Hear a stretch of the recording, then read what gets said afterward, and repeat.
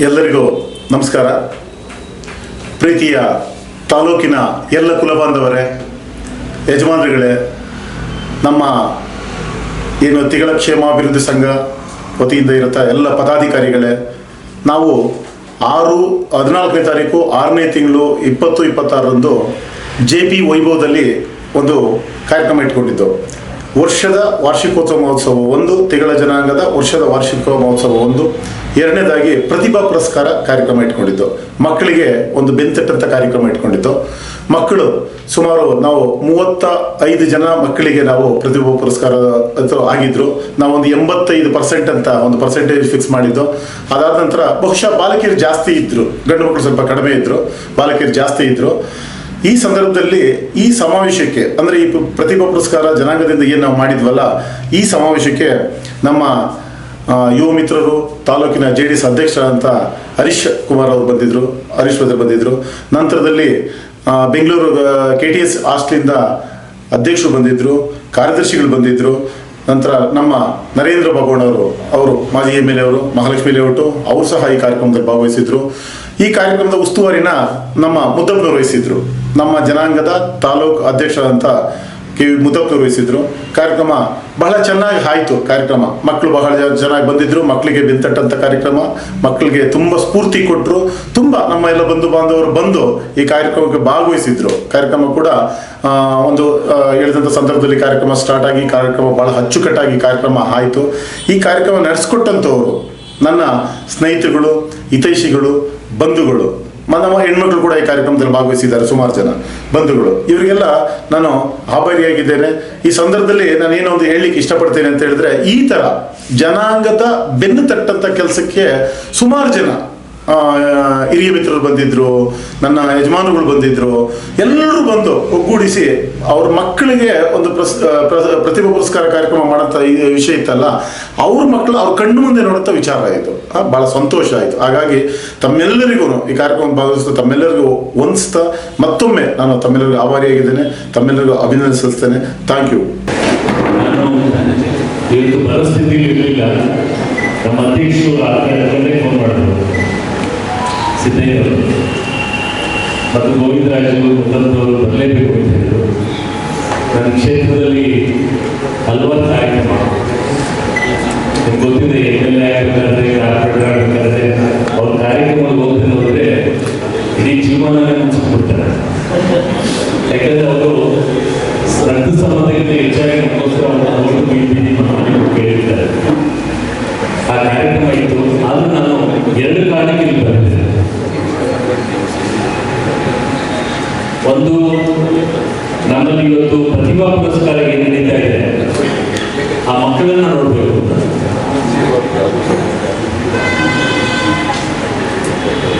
ಎರಡನೇದು, ಅವ್ರ ಜೊತೆ ತಂದೆ ಆಗಿ ಬಂದಿರ್ತಾರೆ. ದೊಡ್ಡಬಳ್ಳಾಪುರದಲ್ಲಿ ಸುಮಾರು 15,000-20,000 ಜನಸಂಖ್ಯೆ ಇದ್ದು ಸಹ ಅವರೆಲ್ಲರ ಪ್ರತೀಕವಾಗಿ, ಅವರೆಲ್ಲರ ಪ್ರತಿನಿಧಿಗಳಾಗಿ ತಾವೆಲ್ಲ ಬಂದಿದ್ದಾರೆ. ನಾನು ಹಿಂದೆ ಇಲ್ಲಿ ಕ್ಷೇಮಾಭಿವೃದ್ಧಿ ಸಂಘ ಉದ್ಘಾಟನೆ ಮಾಡಿದಾಗ ನಾನು ಬಂದಿದ್ದೆ. ಅದಕ್ಕಿಂತ ಮುಂಚೆ ಮುದ್ದಪ್ಪನವರು ಅಲ್ವಾಸರಿಗೆ ಸಂಘ ಕಟ್ಟಿ ಅಂತ ಸುಮಾರು 4-5 ವರ್ಷದಿಂದ ಹೇಳ್ತಿದ್ದೆ. ಆಮೇಲೆ ಬಹಳ ಸಂತೋಷ ಆಯಿತು. ಬಹಳ ಚೆನ್ನಾಗಿ ಸಂಘಟನೆಯನ್ನ ಮಾಡಿದ್ರು. ನಾವು ವೆಂಕಟರಮಣವರು ಚುನಾವಣೆ ನಿಂತಾಗ, ಜಾಲದವರಿದ್ದಾಗ, ನರಸಿಂಹಸೂರು ನಮ್ಮ ಅವ್ರ ಮಗವರಿದ್ದಾಗ ಮತ್ತು ನಮ್ಮ ಸುಮಾರು ಸರಿ ನಾನು ಊರಿಗೆ ಬಂದಿದ್ದೆ. ನನಗೆ ಎಲ್ಲೋ ಒಂದು ಕಡೆ ಬಂದಾಗೆಲ್ಲ ನಾವು ದೇವೇಗೌಡ ಮನೆಗೆ, ಯಾಕಂದ್ರೆ ನಮಗೆಲ್ಲ ಬಹಳಷ್ಟು ಸಂಬಂಧ ಇದೆ, ಪರಿಚಯ ಇದೆ, ಬೇಕಾದ್ರು ಅವ್ರ ಮನೆಗೆ ಬರ್ತಾ ಇದ್ದು ಹೋಗ್ತಾ ಇದ್ದಾರೆ. ಆದರೆ ನಮ್ಮ ಸಮಾಜದಲ್ಲಿ ನಮ್ಮ ಪೂರ್ವಿಕರೆಲ್ಲ ಸೇರಿಕೊಂಡು ನಾವು ಅಗ್ನಿವಂಶ ಕ್ಷತ್ರಿಯರು, ಅಗ್ನಿಕುಲ ಕ್ಷತ್ರಿಯರು, ಕುಲಕಸದಲ್ಲಿ ತೋಟಗಾರಿಕೆ, ಸ್ವತಂತ್ರ ಬಂದಾದ್ಮೇಲೆ ನಾವು ಜಮೀನುಗಳನ್ನ, ತೋಟಗಳನ್ನ ನಂಬಿಕೊಂಡು ಬದುಕಲಿಕ್ಕಾಗಲ್ಲ. ಇನ್ನು ವಿದ್ಯೆಯನ್ನು ಅವಲಂಬಿಸಬೇಕು. ಆದರೆ ವಂಶಪಾರಂಪರವಾಗಿ ಎಲ್ಲ ವಿದ್ಯಾವಂತರಿರಲ್ಲ. ಆದರೆ ಬುದ್ಧಿವಂತರು, ಅಗ್ನಿಕುಲ ಕ್ಷತ್ರಿಯರು, ತುಂಬ ಛಲ ಇರ್ತಕ್ಕಂಥ ಜನ. ಇವತ್ತು ವಿದ್ಯಾವಂತ ಆಗಬೇಕು ಅಂತೇಳಿ ನಮ್ಮ ಬೆಂಗಳೂರಿನ ರಾಜೇಂದ್ರದಲ್ಲಿ ಟಿ ವಿ ತಿಮ್ಮೇಗೌಡರು, ವೆಂಕಟಸ್ವಾಮಿಯವರು, ನಮ್ಮ ತಂದೆಯವರು, ಸಿದ್ದಯ್ಯನವರು, ಸಿದ್ದಗಂಗೆಯವರು ಎಲ್ಲರೂ ಸಹ ಒಂದು ಶಿಕ್ಷಣ ಸಂಸ್ಥೆಯನ್ನು ಆರಂಭ ಮಾಡಿದ್ರು. ಪುಣ್ಯಾತ್ಮ ದೇವರಾಜ ಹೆಸರು ಬಸವಲಿಂಗವರು ಜಾಗ ಕೊಟ್ಟರು. ಆ ಜಾಗ ಕೊಟ್ಟಿದ್ದೆ ಅಲ್ಲಿ ನಮ್ಮ ಜನ ಮಾತ್ರ ಅಲ್ಲ, ಒಕ್ಕಲಿಗರಿರ್ಬೋದು, ಕುರುಬ ಸಮಾಜ ಇರ್ಬೋದು, ದೇವಾಂಗ ಸಮಾಜ ಇರ್ಬೋದು, ಒಂದಿಗುಂದವರು ಇರ್ಬೋದು, ಸಾವಿರಾರು ಜನ ಡಿಗ್ರಿ ಪದವೀಧರ ಉದ್ಯೋಗಸ್ಥರಾದರು, IAS ಮಾಡಿದ್ರು, KS ಮಾಡಿದ್ರು, ವಕೀಲರಾದರು, ಹೀಗೆ ಬಹಳ ಜನ ವಿದ್ಯಾವಂತ. ಇವತ್ತು ಇಲ್ಲಿ ಬಂದಿರ್ತಕ್ಕಂಥ ಪ್ರತಿಭಾವಂತ ಎಲ್ಲ ಮಕ್ಕಳಿಗೆ ನಾನು ಅಭಿನಂದನೆ ಹೇಳ್ತೇನೆ. ಜೊತೆಗೆ ನಾನು ಹೇಳ್ತೇನೆ, ನಿಮ್ಮ ಮಾರ್ಕ್ಸ್ ಮಾತ್ರ ಜೀವನದಲ್ಲಿ ಯಶಸ್ಸಾಗಲಿಕ್ಕೆ ಕಾರಣ ಆಗುವುದಿಲ್ಲ. ನಿಮ್ಮ ನಡವಳಿಕೆಗಳು, ನಿಮ್ಮ ತಂದೆ ತಾಯಿಗೆ ಎಷ್ಟು ಗೌರವ ಕೊಡ್ತೀರಾ, ನಿಮ್ಮ ಮನೆಯಲ್ಲಿರ್ತಕ್ಕಂಥ ಹಿರಿಯರಿಗೆ ಎಷ್ಟು ಗೌರವ ಕೊಡ್ತೀರಾ, ಮತ್ತು ನೀವು ಸಮಾಜದಲ್ಲಿ ಹೇಗಿರ್ತೀರಾ ಅನ್ನೋದ್ರ ಮೇಲೆ ನಿಮ್ಮ ವ್ಯಕ್ತಿತ್ವ ಬೆಳೀತಾ ಹೋಗುತ್ತೆ. ಇವತ್ತು ಬಹಳ ಜನ ರ್ಯಾಂಕ್ ತೆಗೆದುಕೊಂಡಿರ್ತಕ್ಕಂಥವ್ರು ಕೆಲಸ ಸಿಗದೆ ಒದ್ದಾಡ್ತಾ ಇದ್ದಾರೆ. ಆದ್ರೂ ನಾನು ಹೇಳ್ತೇನೆ, ನಾವು ನಮ್ಮ BSc, BA, BCom, MA, MSc, BE, MBBS ಎಲ್ಲ ಡಿಗ್ರಿಗಳು ನಾವೆಲ್ಲ ಪಡೆದಿದ್ದು ಸಹ ಇವತ್ತು ನಿರುದ್ಯೋಗ ಸಮಸ್ಯೆ ಕಾಡ್ತಾ ಇದೆ. ಯಾಕೆಂದ್ರೆ ನನ್ನ ಕ್ಷೇತ್ರದ ನಾನು MLA ಆದಾಗ ನಾನು ಇಡೀ ಕಾನ್ಸ್ಟಿಟ್ಯೂನ್ಸಿನ ಸಮೀಕ್ಷೆ ಮಾಡಿಸಿದೆ.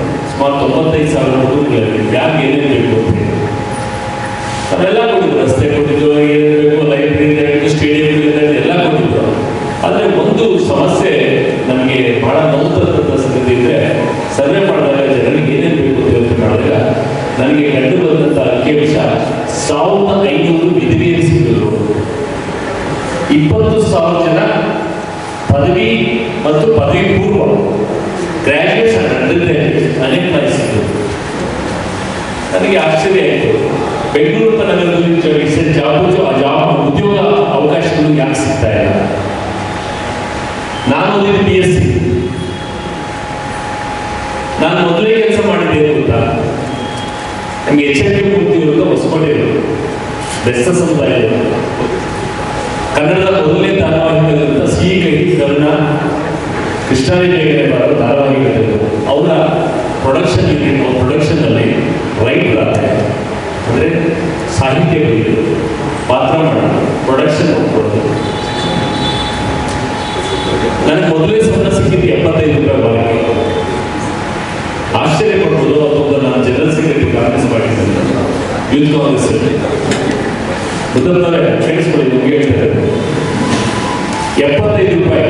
ನನಗೆ ಅವತ್ತು 75 ರೂಪಾಯಿ ನಾನು ಪಡೆದಾಗ ನನ್ನ ಆನಂದ ಅಷ್ಟಿಷ್ಟ. ನಾವು ಬೇರೆಯವರು ತಲೆ ಹೊಡೆದು ಮೋಸ ಮಾಡಿನೋ ಇನ್ನೇನೋ ಮಾಡಿ ಸಂಪಾದನೆ ಮಾಡೋದು, ನಮ್ಮ ಬೇವು ನೀರು ನಮ್ಮ ದುಡಿಮೆ ಆಗಿದೆ. ಈ ಕೆಲಸ ಆ ಕೆಲಸ ಅಂತ ಕೂತ್ಕೊಂಡಾಗಲ್ಲ. ನಾನು ಹಲವಾರು ಧಾರಾವಾಹಿಗಳನ್ನು ಮಾಡಿದೆ, ಸಿನಿಮಾ ಮಾಡಿದೆ, ಸೀಟ್ ಕೊಡಲ್ಲ ಇಂಡಿಪೆಂಡೆಂಟ್ ಕಾರ್ಪೊರೇಟರ್ ಆದ 2 ಸರಿ, ಸೀಟ್ ಕೊಡಲ್ಲ MLA ಇಂಡಿಪೆಂಡೆಂಟ್ ಆಗುತ್ತೆ, 7 ಸರಿ MLA ನಿಂತೆ. ನಿಮ್ಗೆ ಗೊತ್ತಿದೆ MLA ನಿಲ್ಲೋದು ಅಂತಂದ್ರೆ ಒಂದ್ಸರಿ ನಿಂತರೆ ಮನೆ ಇಟ್ಕೊಂಡು ಹೋಗುತ್ತೆ. ಜಿಲ್ಲಾ ಪಂಚಾಯತಿ ಅವರು ನಿಂತಿರೋ ಗೊತ್ತಿರ್ತದೆ. ಇವತ್ತು ನಾನು ಯಾಕೆ ಮಾತಾಡ್ತೀನಿ, ನಾವು ಏನು ಅನ್ಕೊಂಡಿರ್ತೀವಿ ಆಗುದಿಲ್ಲ, ಅದು ಏನು ಬರ್ತದೆ ಸ್ಪೀಕರ್ಸ್ ಕಲಿಬೇಕು. ನಾನು ಪೈಲಟ್ ಆಗಬೇಕು ಅಂತ ಇದ್ದೆ, ಆಗಲಿಲ್ಲ. ಗುಂಡೂರಾಯ ಚೀಫ್ ಮಿನಿಸ್ಟರ್ ಇದ್ರು, 5 ಸ್ಕಾಲರ್ಶಿಪ್ ಇತ್ತು, ನಮ್ಮ ಹೋಗಿನ ಮುಂಚೆನೇ ಸೆಲೆಕ್ಟ್ ಮಾಡ್ಬಿಟ್ಟಿದ್ರು. ಆಮೇಲೆ IAS ಮಾಡಬೇಕು ಅಂತ ಆಸೆ ಪಟ್ಟೆ. ನಮ್ಮ ಅಪ್ಪಾಜಿಗೆ ಮುಂದಕ್ಕೋದು ಪರವಾಗಿಲ್ಲ, ಏನಾದ್ರು ಮಾಡ್ಬೋದು, KS ಅಂತ ಹೇಳಿದ್ರು. ನಾನು UPSC ಎಕ್ಸಾಮ್ ತಗೊಂಡೆ, Indian public service commission exams.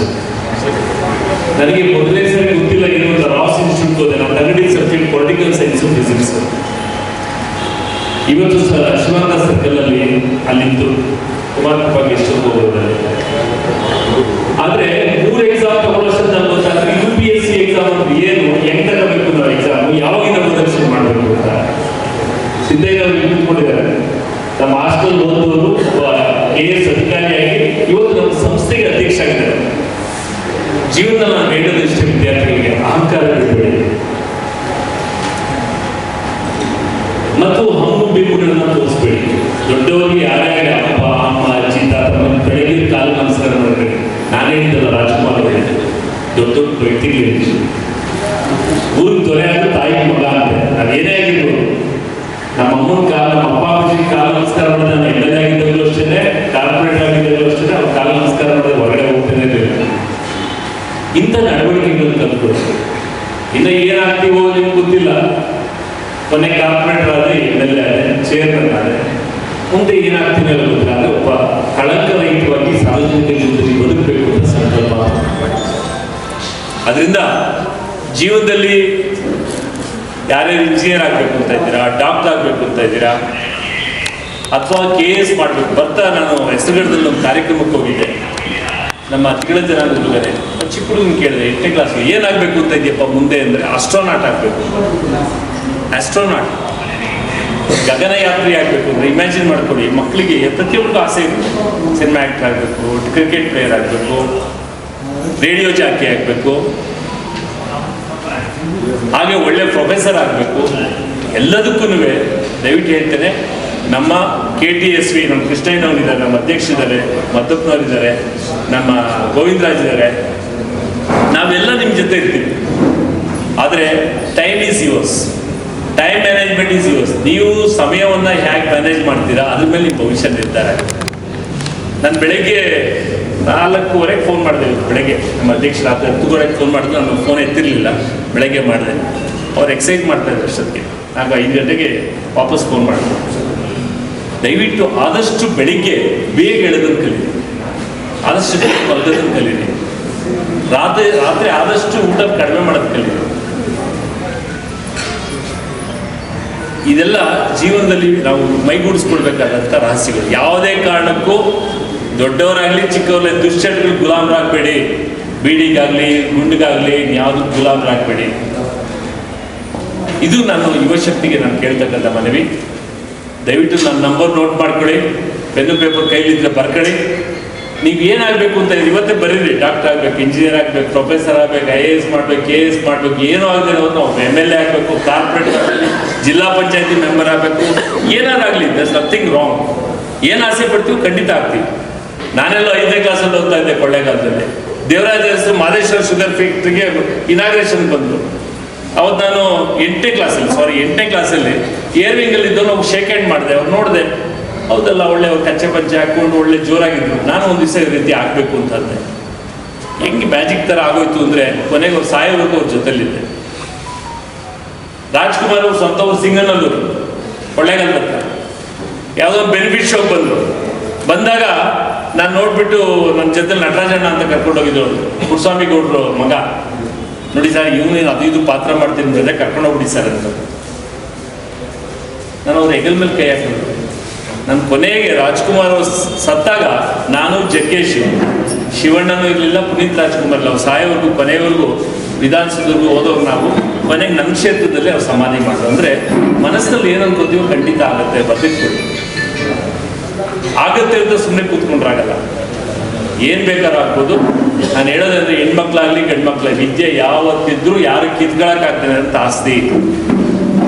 Site ಆಗಲಿ, ಮನೆ ಆಗಲಿ, ಆಸ್ತಿ ಆಗಲಿ, ಒಡವೆ ಆಗಲಿ, ಇವನ್ನ ಗ್ಯಾರಂಟಿ ಇರಲ್ಲ. ಇವತ್ತು ನೋಡ್ತಾ ಇದ್ದೀವಿ ಎಷ್ಟು ಜನ ಬದುಕಿಗೆ ನಾನು ನೋಡ್ತಾ ಇದ್ದೆ, ಗಂಡು ಮಕ್ಕಳು ಹೆಣ್ಮಕ್ಳು. ಇಷ್ಟನ್ನ ನಾನು ಹೇಳಲಿಕ್ಕೆ ಬಯಸ್ತೇನೆ. ಪ್ರತಿಭೆಯ ಇವತ್ತು ಪುರಸ್ಕಾರದ 1ನೇ ವರ್ಷನ, ಇದು ಪ್ರಥಮ ವರ್ಷ ಆಗಿದೆ. ನಾನು ಸುತ್ತಮುತ್ತ ದೊಡ್ಡಬಳ್ಳಾಪುರದ ಬಹಳಷ್ಟು ಊರುಗಳಿಗೆ ಹೋಗಿದ್ದೇನೆ. ಒಳ್ಳೊಳ್ಳೆ ಪ್ರತಿಭಾನ್ವಿತರಿದ್ದಾರೆ ನಮ್ಮ ಬಂಧುಗಳು. ನಾನು ಶಿವನಕೋಟೆಯಿಂದ ಇಲ್ಲಿ ನಮ್ಮ ಚಿಕ್ಕನ್ನಲ್ಲಿ ದೊಡ್ಡಬಳ್ಳಾಪುರದಲ್ಲಿ ಅಲ್ಲ ದೊಡ್ಡ ನಿಮ್ಮೂರು ಮಂಡಿ ಬ್ಯಾಟ್ರಲ್ಲಿ ಆಗಲಿ, ಆ ತೋಟಗಳು ನೋಡಿದ್ರೆ ಖುಷಿ ಆಗುತ್ತೆ. ಇವಾಗ ಆ ತೋಟಗಳು ಕಾಣಕ್ಕಾಗಲ್ಲ. 100 ಅಡಿ ಇತ್ತು ಬರೀ ಇದು ಬಾವಿ, ಎಲ್ಲ ಮನೆಯವರೇ ಸೇರ್ಕೊಂಡು ಕಟ್ಟಿದ ಬಾವಿಗಳು. ನಾವು ಕುಲಕಸಬೆ ನಂಬ್ಕೊಂಡ್ರೆ ಆಗೋದಿಲ್ಲ. ಯಾವುದೇ ಜನಾಂಗ, ಹಿಂದುಳಿದ ವರ್ಗ ಜನಾಂಗ ಆಗಲಿ, ಮುಂದುವರೆದ ಸಮಾಜ ಆಗಲಿ, ವಿದ್ಯೆ ಜೊತೆಯಲ್ಲಿ ಏನಾದರೂ ಕೌಶಲ್ಯಗಳನ್ನು ಮೈಗೂಡಿಸ್ಕೊಳ್ಬೇಕು. ಅದು ಕಂಪ್ಯೂಟರ್ ಇರ್ಬೋದು, ಕಮ್ಯುನಿಕೇಷನ್ ಸ್ಕಿಲ್ ಇರ್ಬೋದು, ಇವತ್ತು ಆರ್ಟಿಫಿಷಿಯಲ್ ಇಂಟೆಲಿಜೆನ್ಸ್ ಇರ್ಬೋದು. ಇವೆಲ್ಲ ಆನ್ಲೈನ್ ಸಿಗುತ್ತೆ. ಅಥವಾ ಗೊತ್ತಾಗಲ್ಲ ಅಂತ ಹೇಳಿ ನಾವು ಬೆಂಗಳೂರಿನಲ್ಲಿ ಕ್ರ್ಯಾಶ್ ಕೋರ್ಸ್ ಮಾಡಿ ಟ್ರೈನಿಂಗ್ ಕೊಡಿಸ್ಕೊಡ್ತೀವಿ. ಪ್ರಧಾನಮಂತ್ರಿಗಳು ಅದಕ್ಕೋಸ್ಕರ ಪ್ರಧಾನಮಂತ್ರಿ ಕೌಶಲ್ಯ ತರಬೇತಿ ಕೇಂದ್ರಗಳಂತ ಮಾಡಿದ್ದಾರೆ. ಪ್ರಧಾನಮಂತ್ರಿಗಳು ಕೌಶಲ್ಯ ತರಬೇತಿ ಕೇಂದ್ರಗಳು ಟ್ರೈನಿಂಗ್ ಮಾಡಿದ್ದಾರೆ. ಅದರಿಂದ ನಿಮ್ಮೆಲ್ಲರಿಗೂ ಶುಭವಾಗಲಿ. ಅದು ಗ್ರಾಮದಲ್ಲಿ ಹೋದಾಗ ಸುಮಾರು 35 ಹಳ್ಳಿಗಳು ದೊಡ್ಡಬಳ್ಳಾಪುರ ನಗರ ಸೇರಿದಂತೆ 35 ಹಳ್ಳಿ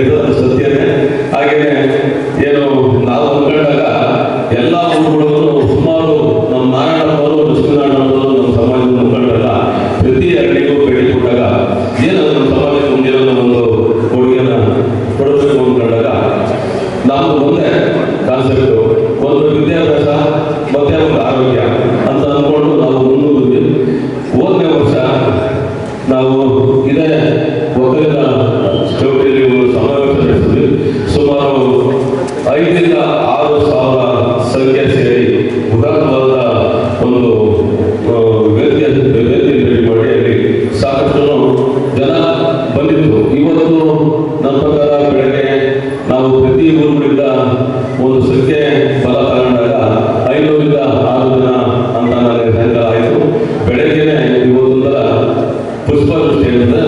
ಇದು ಎಲ್ಲ ಕಡೆ ಮಳೆ ಬಂತು ಅನ್ನೋದು ಇದು ಒಂಥರ ಶುಭ ಸಂಕೇತ ಅಂತ ನಾವು ಅನ್ಕೊಂಡಿದ್ದೀವಿ. ನಾವು ಹಿಂದೆ ಸಮಾವೇಶ ಮಾಡಿದಾಗ ಮಾನ್ಯ ಶ್ರೀ ಧೀರಜ್ ಮುರಾಜನ್ನ ವೇದಿಕೆಗೆ ಕರೆಸಿ ಅವ್ರ ಮನೆಗೆ ಹೋಗಿ ನಾವು ಇದು ಮಾಡಿದಾಗ ಅವರು ಒಂದು ಇದು ಹೇಳಿದ್ರು, ಎಲ್ಲರೂ ನಮ್ಮ ಸಮಾಜಕ್ಕೆ ಒಂದು 2 ಎಕರೆ 1 ಎಕರೆ ಜಮೀನು ಕೊಟ್ಟಾಗ ನಾವು ಅದನ್ನ ಒಳ್ಳೆ ರೀತಿ ವಿದ್ಯಾಭ್ಯಾಸಕ್ಕೆ ಉಪಯೋಗಿಸ್ತೀವಿ ನಾವು ಕೇಳ್ಕೊಂಡಾಗ ಅವರು ಸಂಪೂರ್ಣ ಸಹಕಾರ ಕೊಡ್ತೀವಿ ಹೇಳಿದ್ರು. ಇದು ಇದಾಗಿಲ್ಲ. ಅವರು VA RI ಮತ್ತೆ ತಹಸೀಲ್ದಾರ್ ಹೇಳ್ತೀವಿ, ನೀವೆಲ್ಲ ರೆಡಿ ಮಾಡ್ಕೊಂಡು ಬನ್ನಿ, ಡಿಸಿಗೆ ಕಳಿಸಿನ ಅಂತ ಹೇಳಿದ್ದಾರೆ. ಅದು ಸಂತೋಷದಾಯಕ ವಿಚಾರ. ಹಾಗೆಯೇ ನಮ್ಮ ಸ್ಟೇಟಲ್ಲಿ ಸುಮಾರು 31 ಜಿಲ್ಲೆಗಳಿವೆ. ಎಲ್ಲ ಜಿಲ್ಲೆ ತಾಲೂಕಲ್ಲಿ ತಿಂಗಳ ಸಮಾನ ಇದೆ ಅಂದ್ಬಿಟ್ಟು ನನಗೆ ಒಂದು ಮಾಹಿತಿ ಇದೆ. ಅದು ನಾವು ದೊಡ್ಡಬಳ್ಳಾಪುರ, ಬೆಂಗಳೂರು KTSB ಹೇಳಿದ್ವಿ. ನಾನು ಹೇಳಿದ್ದೆ, ನಾವು KTSB ರಾಜೇಂದ್ರ ಅವರ ಅಂಗಸಂಸ್ಥೆಯಾಗಿ ದೊಡ್ಡಬಳ್ಳಾಪುರ ತಾಲೂಕು ವಿಲಾಸ ಸಭ್ಯ ಸಮಾಜ ಅಂತ ನಾವು ಅಂದ್ಕೊಂಡಿದ್ವಿ. ಏನು ಸರ್ಕಾರದಿಂದ ಬರ್ತಕ್ಕಂಥ ಸೌಲಭ್ಯ ನಮಗೂ ನಮ್ಮ ದೊಡ್ಡಬಳ್ಳಾಪುರ ಸುಮಾರು 15,000 ಜನಸಂಖ್ಯೆ ಇರತಕ್ಕ ಒಂದು ದೊಡ್ಡ ಊರಿದೆ. ಅದಕ್ಕೂ ನಮ್ಮ KTSB ಸಂಘದಿಂದ ಸಾಧ್ಯ ಆದಷ್ಟು ಈ ದೊಡ್ಡಬಳ್ಳಾಪುರ ಜಿಲ್ಲಾ ಸಮಾಜಕ್ಕೆ ಸರ್ಕಾರದಿಂದ ಬರ್ತಕ್ಕಂಥದ್ದು ದಯವಿಟ್ಟು ನಮಗೆ ದಾರಿ ತೋರಿಸಬೇಕು ಅಂತ ದೇಶದಲ್ಲಿ ಒಂದು ಮನವಿ. ಹಾಗೆಯೇ ನಮ್ಮ ಮಾಜಿ ಶಾಸಕರು ಇದ್ದಾರೆ. ಯಾಕೆಂತಂದ್ರೆ ತಿಂಗಳ ಸಮಾಜಕ್ಕೆ ಒಂದು ನಿಗಮ ಮಂಡಳಿ SR ಬಂದಾಗ ಅದು ಜೀವ ಬಂದಿರಲಿಲ್ಲ. ಮೊನ್ನೆ ಜೀವ ಬಂದಾಗ ನಮ್ಮಲ್ಲೇ ಇದು ಮಾಡಿಕೊಂಡು ಎಲ್ಲಾರು ಬೆಂಗಳೂರಿಗೆ ಸೀಮಿತ ಆಗಿಬಿಟ್ಟಿದ್ದಾರೆ. ಏನಂತಂದ್ರೆ ತಿಂಗಳಿಗೇನು ಅಭಿವೃದ್ಧಿ ಆಗ್ಬೋದು, ಮತ್ತೆ ಪಂಚಾಯತ್ ಮಂಡಳಿ ಇರ್ಬೋದು, ಏನು MLC ಆಗ್ಬೋದು. ನಮ್ಮ ಸಮಾಜ 75 ನೀವು ತಿಂಗಳ ಸಮಾಜ ಎಲ್ಲ ಒಂದೇ. ಆದರೂ ಒಂದು ಒಡಂಬಡಿಕೆ ಮಾಡಿಕೊಂಡು ನಮ್ಮ ಸಮಾಜಕ್ಕೆ ಏನು ತಲುಪಬೇಕು ಅದನ್ನ ದಯವಿಟ್ಟು ಏನು ನಮ್ಮ ಸಮಾಜದ ಸಿದ್ದರಾಮಯ್ಯ ನಮ್ಮ ಮಾಜಿ MLA ಇರ್ಬೋದು, ಎಲ್ಲರೂ ತುಮಕೂರಿಂದ ಎಲ್ಲರೂ ಒಗ್ಗಟ್ಟಾಗಿ ಏನು ನಮಗೆ ಬರಬೇಕು ನಮ್ಮ ಸಮಾಜಕ್ಕೆ ದಯವಿಟ್ಟು ಅದನ್ನ ಒದಗಿಸ್ಕೋಬೇಕು. ಯಾಕಂದ್ರೆ ಮೊನ್ನೆ ಸಿದ್ದರಾಮಯ್ಯ CM ಆಗಿ ಮೇಲೆ ಏನು ನಮ್ಮ BD ಶಿವಕುಮಾರ್ ಅದು ಹೋಗಿರ್ತದೆ. ಅದಾದ್ಮೇಲೆ ಎಲ್ಲ ಒಗ್ಗಟ್ಟಾಗಿ ನಮ್ಮ ಸಮಾಜಕ್ಕೆ ತಿಂಗಳ ಏನು ಒಂದು ನಿಗಮ ಮಾಡಿದೆ ಅದನ್ನ ದಕ್ಕಿಸಬೇಕು ಅಂತ ಸಂದರ್ಭದಲ್ಲಿ ಹಿರಿಯರಲ್ಲಿ ಕೇಳ್ತಾ ಏನು ನಮ್ಮ ಸಮಾಜದಲ್ಲಿ ಇವತ್ತು ಪ್ರತಿಭಾ ಪುರಸ್ಕಾರ 85% ಮೇಲ್ಗಡೆ ಬಂದಿರ್ತಕ್ಕಂಥ ಹೆಣ್ಮಕ್ಳು ಇರ್ಬೋದು, ಗಂಡ್ಮಕ್ಳು SSLC PUC ಮಕ್ಕಳಿಗೆ ಮೊದಲನೇ ವರ್ಷದ ಪ್ರತಿಭಾ ಪುರಸ್ಕಾರ ಈ ವರ್ಷ ಮಾಡ್ಕೊಂಡು